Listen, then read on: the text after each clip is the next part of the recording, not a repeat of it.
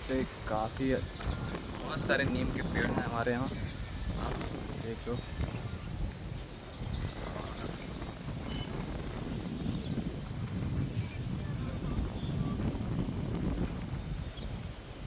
C you next video.